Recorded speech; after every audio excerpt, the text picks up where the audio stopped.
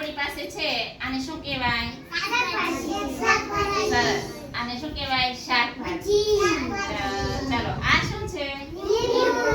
લીંબુ છે. આ સ્વાદે કેવું હોય? ખાટું હોય. આને શું કરવાનું?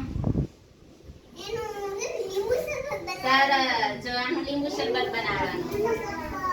ચાલો પછી આ શું છે? ટમેટું. આ સ્વાદે કેવું હોય? સ્વાદે ખાટું હોય.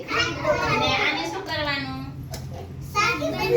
શાક બનાવવાનું હોય. પછી આ શું છે? મરચું. આ સ્વાદે કેવું હોય? તીખું હોય. આને શું કરવાનું? આને શાકમાં નાખવાનું હોય. પછી આ શું છે?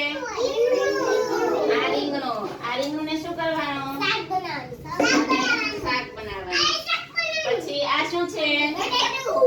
બટેટું. આ બટેટોને કાપીએ તો અંદરથી કેવું નીકળે? અંદરથી જો બટેટાનો કલર બહારથી ને અલગ છે અને આપણે કાપીને તો અંદરથી ને કલર અલગ નીકળે એનો. પછી આ શું છે? ભીંડો. ભીંડાનું શાક કેટલાય ખાધેલું છે? અરે વાહ, બધાએ ખાધેલું છે ભાઈ. અને આ શું છે? ડુંગળી.